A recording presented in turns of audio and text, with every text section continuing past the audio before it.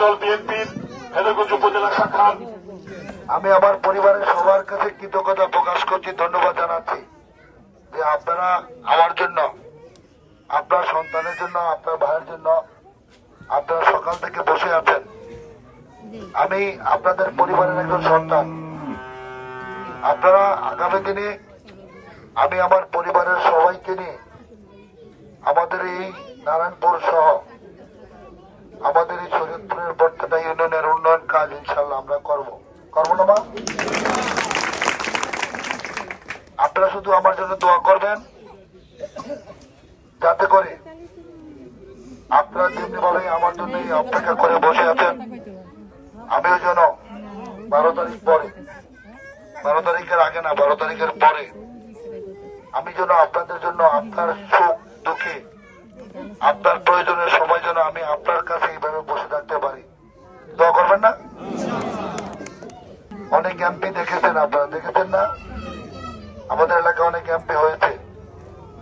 আর আপনার ভাই, আপনার সন্তান যদি ইনশাআল্লাহ, সবাই ইনশাআল্লাহ 12 তারিখের ভোটে, আপনার ভোটে, কার ভোটে? আপনার ভোটে নাকি মা?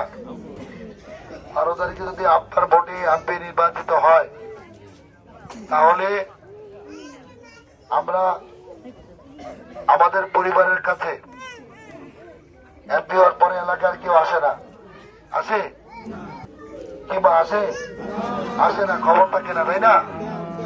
তো আপনারা আমার জন্য দোয়া করবেন।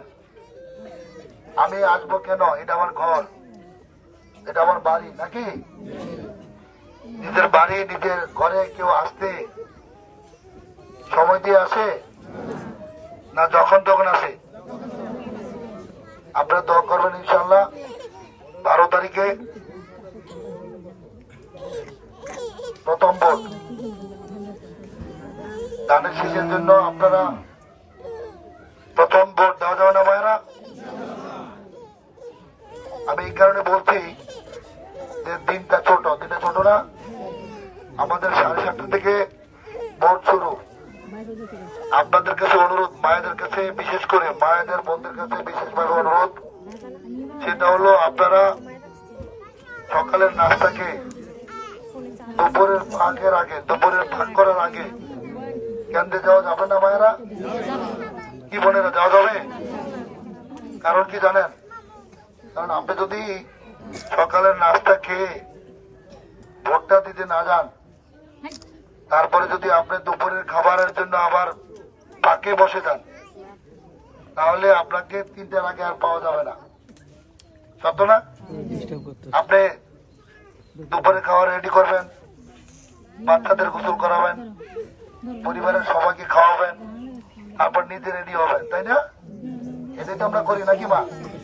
তাহলে এইভাবে করতে করতে আমাদের সময় চলে যাবে 3টা, 4টা পর্যন্ত, লাস্ট টাইম হলো 4টা। তখন আপনার ভোটটা আপনি রিক্সে চলে যাবেন। এটা কি আপনারা চান? আপনার সন্তানের জন্য, আপনার ভাইয়ের জন্য প্রথম ভোটটা 8টার মধ্যে দেওয়া যাবে না ভাইরা?